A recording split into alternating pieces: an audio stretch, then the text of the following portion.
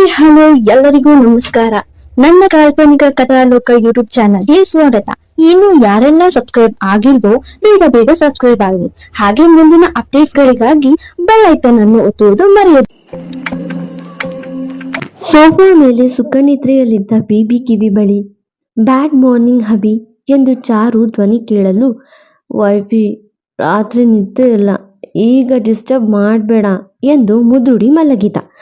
ನಿನ್ ನಿದ್ದೆ ಮತ್ತು ನೆಮ್ಮದಿ ಎರಡನ್ನೂ ನಾನು ಕೆಡಿಸ್ತೀನಿ ಅಂತ ಹೇಳಿದ್ದೀನಿ ಅಲ್ವಾ ಅಬ್ಬಿ ಎಂದವಳ ಜೇನಿನಂತ ಧ್ವನಿಗೆ ಬೈಯೋ ಮನಸ್ಸಿಲ್ಲ. ಆದ್ರೆ ನಿದ್ರೆ ಕೆಡಿಸಿಕೊಂಡು ಏಳುವ ಮನಸ್ಥಿತಿಯೂ ಇಲ್ಲದವನು, ಡೋಂಟ್ ಡಿಸ್ಟರ್ಬ್ ಮೀ ವೈಫಿ, ನಿದ್ದೆ ಮಾಡಬೇಕು ಎಂದು ಇನ್ನೂ ಮಲಗಿರಲು ಅವನ ಕೆನ್ನೆ ಮೇಲೆ ಸಿಹಿ ಮುದ್ರೆ ಒತ್ತುತ್ತಾ ನಿದ್ರೆ ಕೆಡಿಸಿದ್ಲು ಚಾರು.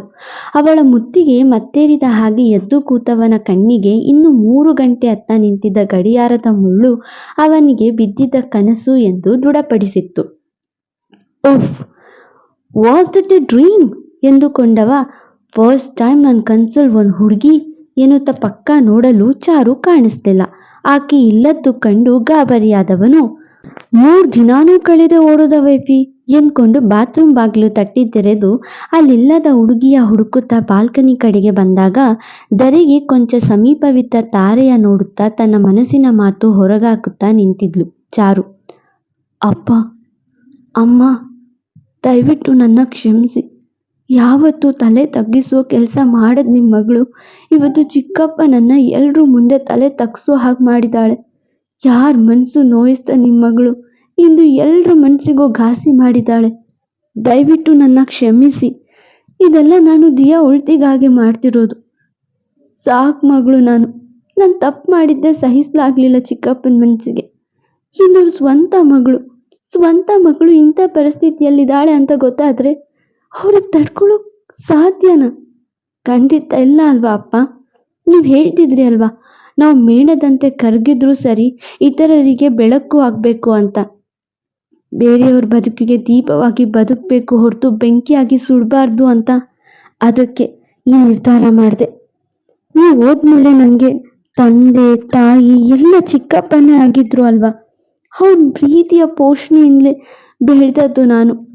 ಅವರಿಗೆ ಮತ್ತು ಅವ್ರ ಮಗಳಿಗೆ ಈ ರೀತಿ ಆದರೂ ಸಹಾಯ ಮಾಡುತ್ತಾ ಅಳಿಲು ಸೇವೆ ಮಾಡೋಣ ಅನಿಸಿತ್ತು. ಇದೊಂದು ಸಲ ಕ್ಷಮಿಸಿ ಅಪ್ಪ ಎಂದು ತಿಳಿಯಾಗಿ ಬಿಡಿಸಿ ನುಡಿಯುತ್ತಿದ್ದ ಚಾರು ಮಾತು ಲಕ್ಕಿ ಮನದಲ್ಲಿ ವಿಚಿತ್ರ ತಳ್ಳನ ಮೂಡಿಸಿತ್ತು. ನಿನ್ನ ಅಷ್ಟು ವರ್ಷದಿಂದ ನೋಡಿರೋರು ಒಂದೇ ಒಂದು ಕ್ಷಣದಲ್ಲಿ ತಪ್ಪು ತಿಳ್ಕೊಂಡ್ರು. ಆದರೆ ನೀನು ಅಷ್ಟು ವರ್ಷದಿಂದ ಅವ್ರಿಗಾಗಿಯೇ ಬದುಕಿದ್ಯಾ, ಈಗಲೂ ಅವ್ರಿಗಾಗಿಯೇ ಕೊರಗ್ತಿದ್ಯಾ.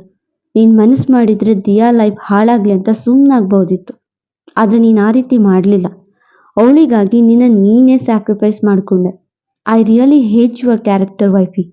ಯಾಕಂದರೆ ಈ ಸಮಾಜಕ್ಕೆ ಒಳ್ಳೆತನದ ಬಗ್ಗೆ ಒಳ್ಳೆ ಅಭಿಪ್ರಾಯ ಇಲ್ಲ ಎಂದುಕೊಂಡವ ಮತ್ತವಳತ್ತ ನೋಡಲು, ಅಪ್ಪ, ಇವತ್ತಿಂದ ಈ ಚಾರು ಒಬ್ಬ ವ್ಯಕ್ತಿಯನ್ನ ಬದಲು ಮಾಡಿ ಹೆಣ್ಣು ಹೊಣ್ಣು ಮಣ್ಣಿನ ಋಣದ ಬಗ್ಗೆ ತಿಳಿಸ್ಕೊಡೋ ನಿರ್ಧಾರ ಮಾಡಿದಾಳೆ. ನನಗೆ ನಿಮ್ಮ ಆಶೀರ್ವಾದ ಬೇಕು ಅಪ್ಪ. ದಯಮಾಡಿ ಜೊತೆಗಿದ್ದು ಆಶೀರ್ವಾದಿಸಿ ಎಂದು ಕಣ್ಣೊರೆಸಿಕೊಂಡು ರೂಮ್ ಒಳಗೆ ಬಂದ ಹುಡುಗಿ ಕಣ್ಣಿಗೆ ಅಚ್ಚರಿ ಮೂಡಿಸುವ ಹಾಗೆ ಸೋಫಾ ಬಿಟ್ಟು ಬೆಡ್ ಮೇಲೆ ಮಲಗಿದ್ದ ಅಸುರ. ಈ ಹಸುರನಿಗೆ ನಿದ್ದೆ ನಡೆಯೋ ಕಾಯಿಲೆ ಇದೆಯಾ ಏನೋ, ಪೀಡೆ ಹೋಗಿ ಬಿತ್ಕೊಳ್ತು. ನಾನು 1-2 ಗಂಟೆ ನಿದ್ದೆ ಮಾಡ್ತೀನಿ ಎಂದುಕೊಂಡ ಹುಡುಗಿ ಸೋಫಾ ಮೇಲೆ ಆರಾಮಾಗಿ ನಿದ್ರಿಸೋಕೆ ಶುರು ಮಾಡಿದ್ಲು. ಆಕೆ ಮಲಗುತ್ತಿದ್ದ ಹಾಗೆ ಎದ್ದು ಕೂರುವ ಬಿಬಿ, ನನಗೆ ಹೆಣ್ಣು ಹೊಣ್ಣು ಮಣ್ಣಿನ ಬಗ್ಗೆ ಪಾಠ ಕಲಿಸುವ ಆಸೆ ಯಾಕೆ ವೈಫಿ? ಇರ್ಲಿ ಬಿಡು, ಹುಲಿಗೂ ನಿನ್ನಂಥ ಮಾಯಾ ಜಿಂಕೆ ಜೊತೆ ಫೈಟ್ ಮಾಡೋಕೆ ಸಖತ್ ಥ್ರಿಲ್ ಇರುತ್ತೆ ಎಂದ್ಕೊಂಡೆ ಮಲಗಿದ. ಮುಂಜಾನೆ ಸೂರ್ಯದೇವನಿಗೆ ಕೈ ಮುಗಿದು ಔಟ್ ಹೌಸ್ ಕಡೆ ಹೋಗಿ ಒಂದು ಪ್ಲೇನ್ ನೀಲಿ ಬಣ್ಣದ ಸೀರೆ ತಂದು ಸ್ನಾನ ಮುಗಿಸ್ಕೊಂಡು ಅದೇ ಸೀರೆ ಉಟ್ಟವಳು ಕನ್ನಡಿ ಮುಂದೆ ನಿಂತು ಬಿಂದಿಯನ್ನ ಹಣೆಗಿರಿಸಿ ಕೂದಲು ಒರೆಸಿಕೊಳ್ಳುತ್ತಾ ಅವನತ್ತ ನೋಡಲು ಮುಖದ ತುಂಬ ಬ್ಲಾಂಕೆಟ್ ಮುಚ್ಕೊಂಡು ಮಲಗಿದ್ದ. ನಿನ್ನೆ ಅವನ ಆಡಿದ ಮಾತುಗಳು ನೆನಪಾಯಿತು ಹುಡುಗಿಗೆ. ಅವನ ನಿದ್ದೆ ಮತ್ತು ನೆಮ್ಮದಿ ಕೆಡಿಸಲು ಯಾರಿಂದಲೂ ಅಸಾಧ್ಯ ಎಂದಿದ್ದ ಅವನ ಡೈಲಾಗ್ ನೆನೆದು, ಈಗ ನಿನ್ಗೆ ನಿದ್ದೆ ಕೆಡುತ್ತೆ ಅಸುರ ಎನ್ನುತ್ತಾ ರೂಮ್ ಬಾಗಿಲು ಮುಚ್ಚಿ ಎಷ್ಟೇ ಕಿರುಚಿದ್ರೂ ಒಂಚೂರು ಸದ್ದು ಆಚೆಗೆ ಹೋಗಲು ಬಿಡದ ಡೋರ್ ಇವತ್ತು ಯೂಸ್ ಆಗುತ್ತೆ ನೋಡು ಅಸುರ ಎಂದುಕೊಂಡು ಅವನ ರೂಮ್ನಲ್ಲಿದ್ದ ಟಿವಿ ಹಾಕಿದ ಹುಡುಗಿ ಮ್ಯೂಸಿಕ್ ಚಾನಲ್ ಹಾಕಿ ಚೂರು ಸೌಂಡ್ ಇಟ್ಟು ಕೂದಲು ಒರೆಸಿಕೊಳ್ಳಲು ಅವನ ಕಿವಿಗೆ ಸೌಂಡ್ ಹೋಗುತ್ತಲೇ, ಯಾರಲ್ಲಿ ಟಿವಿ ಆಫ್ ಮಾಡಿ ಎಂದು ಕಿರುಚಿದ. ಕಣ್ಣು ಮಾತ್ರ ತೆರೆಯಲಿಲ್ಲ.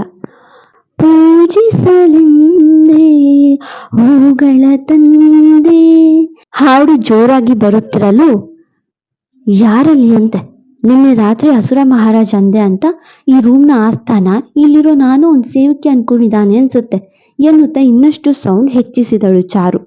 ಹಾಡು ಮತ್ತಷ್ಟು ಜೋರಾಗಿ ಕೇಳಿಸೋಕೆ ಶುರುವಾಯಿತು. ಫಾರ್ ಚೇಂಜ್ ಇಲ್ಲಿ ಪೂಜೆ ಮಾಡಲೆಂದು ಡೋರ್ ಕ್ಲೋಸ್ ಮಾಡಿದೆ. ನಿನ್ನ ದರ್ಶನ ನೋಡ್ತಾ ನಿಂತಿರುವೆ. ತೆರೆಯೋ ಕಣ್ಗಳನ್ನು ಓ ಅಸುರ, ತೆರೆಯೋ ಕಣ್ಗಳನ್ನು ಎಂದು ಈ ಚಾರು ಬೇರೆ ಒಂದೆಡೆ ಅವಳದ್ದೇ ಶೈಲಿಯಲ್ಲಿ ಹಾಡಾಡಿದ್ದಳು. ಹಾಡು ಮುಂದೆ ಸಾಗಿತ್ತು. ಕಿವಿ ಮುಚ್ಕೊಂಡು ಒದ್ದಾಡುವ BB switch off the TV ಎಂದು ಕಿರುಚಿದ. ಆದರೆ ಕಣ್ಣು ತೆರೆಯಲಿಲ್ಲ. ಅಯ್ಯೋ ಅಸುರ ನನ್ನ ಮಗನೇ, ಈಗಲೂ ಎದ್ದೇಳಲ್ವಾ ನೀ? ಇರು, ಈಗ ಎದ್ದೇಳ್ಬೇಕು ನೀನು ಎನ್ನುತ್ತಾ ಮ್ಯಾಕ್ಸಿಮಮ್ ಸೌಂಡ್ ಇಟ್ಟು ತನ್ನ ಕಿವಿ ಮುಚ್ಕೊಂಡು ನಿಂತಳು ಚಾರು. ಹಾಡು ಮತ್ತಷ್ಟು ಜೋರಾಗಿ ಕೇಳಿಸಲು ಶುರುವಾಯಿತು. ಇಡಿಯಟ್ಸ್ ಎಂದು ರೇಗುತ್ತಾ ಎದ್ದವನನ್ನ ನೋಡಿ ಒಳಗೊಳಗೆ ನಗುವ ಚಾರು ಕಡೆ ನೋಟ ಬೆರೆಸಿ, ಸೌಂಡ್ ಕಡಿಮೆ ಮಾಡು ವೈಫೈ ಎಂದನು. ಅವನ ಕಡೆ ನೋಡದೆಯೇ ಹಾಡಾಡುತ್ತಾ ಆಕ್ಟಿಂಗ್ ಮಾಡ್ತಿದ್ಲು ಚಾರು.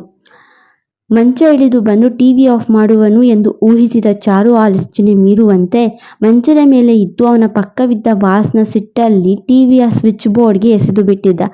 ಗುರಿ ಸರಿಯಾಗಿದ್ದು ಟಿವಿ ಪ್ಲಗ್ ಸ್ವಿಚ್ ಬೋರ್ಡ್ ಕಳಚಿತ್ತು. ಹಾಡು ನಿಂತ ಕೂಡಲೇ ಕಣ್ಣು ತೆರೆದು ಏನೂ ಗೊತ್ತಿಲ್ಲದ ಹಾಗೆ ಅವನತ್ತ ನೋಡಲು ಅವಳ ಮೊಗ ನೋಡುತ್ತಾ ಗೆದ್ದ ನಗು ಬೀರುತ್ತಾ ಮಂಚ ಇಳಿದು ಬಂದಿದ್ದ ಬಿಬಿ. ಅವನ ಸಿಟ್ಟಿಗೆ ಸ್ವಿಚ್ ಬೋರ್ಡ್ನಲ್ಲಿದ್ದ ಪ್ಲಗ್ ಕಳಚಿದ್ದು ನೋಡಿ ಅವನತ್ತ ಗುರಾಯಿಸಲು, ಏನಿದು ವೈಫಿ, ನೀನ್ ರಾಮ ಅಲ್ಲ ನಾನು ರಾವಣ ಅಂತ ಎಷ್ಟು ಬಾರಿ ಹೇಳಬೇಕು? ರಾವಣ ಇರೋ ರೂಮ್ನಲ್ಲಿ ರಾಮ್ ನಾಮ ಬಂದ್ರೆ ರಾವಣ ಸಹಿಸ್ತಾನ?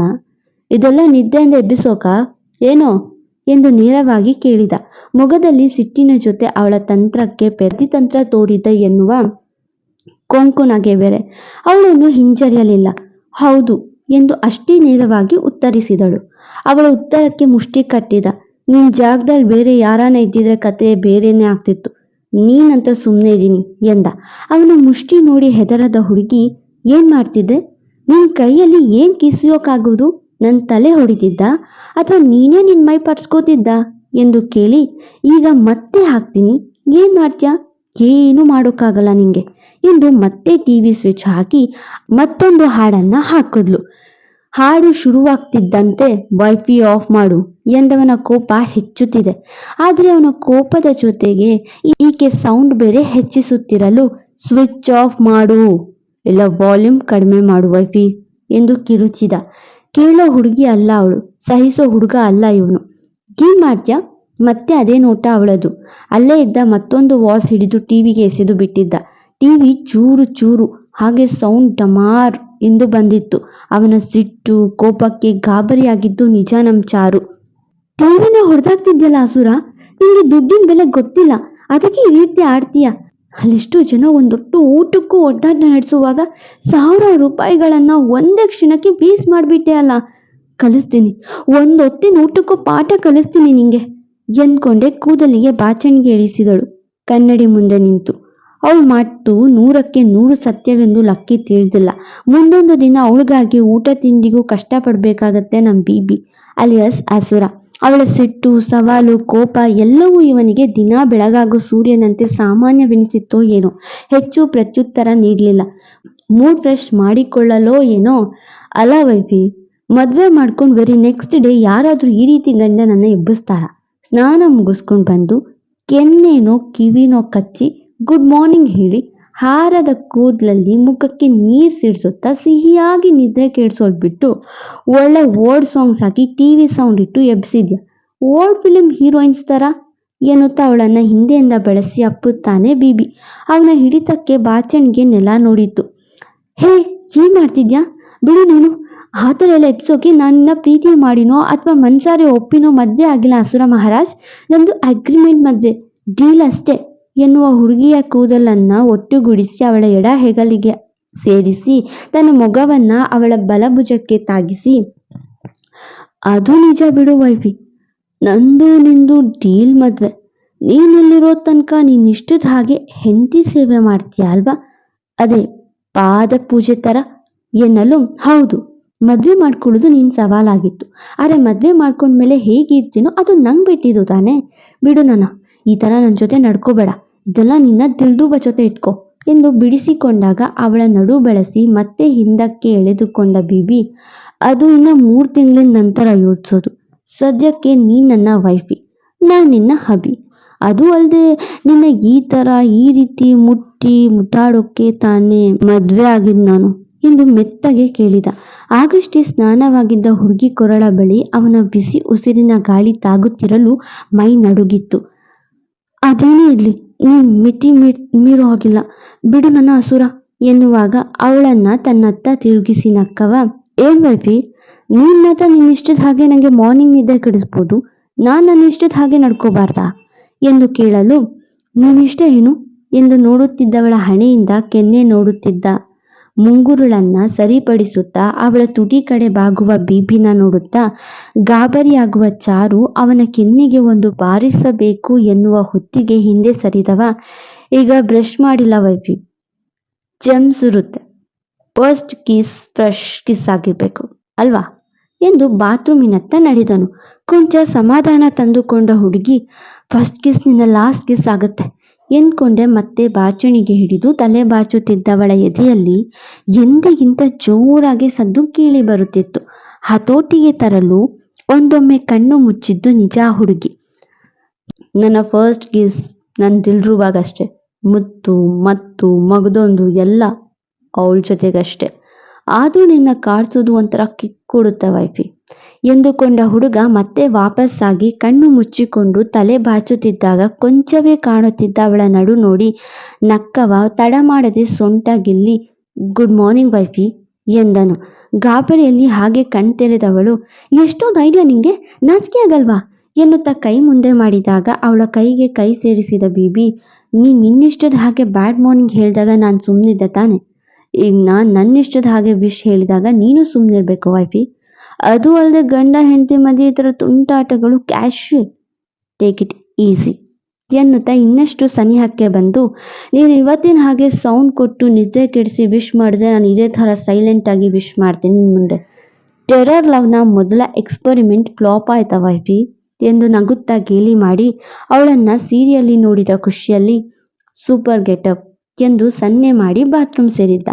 ಅವನ ವರ್ತನೆಗೆ ಸಿಟ್ಟಾಗುವ ಚಾರು, ನಾಳೆಯಿಂದ ಈ ಥರ ನಿದ್ರೆ ಕೆಡಿಸೋ ಪ್ರಯತ್ನ ಮಾಡಬಾರ್ದು, ಇದು ಮಾನ ಮರ್ಯಾದೆ ಬಿಟ್ಟಿರೋ ಕ್ಯಾಂಡಿಡೇಟ್, ಇದಕ್ಕೆ ರೂಮಲ್ಲಿ ಮಾನ ಮರ್ಯಾದೆ ಕಾಣಲ್ಲ, ಇದರ ಮರ್ಯಾದೆ ಬೇರೆ ಥರ ಕಳಿಬೇಕು ಎಂದುಕೊಂಡು ಹೆಚ್ಚು ಸಮಯ ಅಲ್ಲಿ ಉಳಿಯದೆ ಲಕ್ಷಣವಾಗಿ ಮನೆ ಕೆಲಸದ ಕಡೆ ಸಾಗಿದ್ಲು. ನಾಳೆಯಿಂದ ಸೌಂಡ್ ಕೊಟ್ಟು ಎಪ್ಸೋ ಕೆಲಸ ಪಕ್ಕಾ ಮಾಡಲ್ಲ ಇವಳು. ಲೈಕ್, ಶೇರ್, ಕಮೆಂಟ್ ಮಾಡೋದು ಮರೆಯದಿರಿ.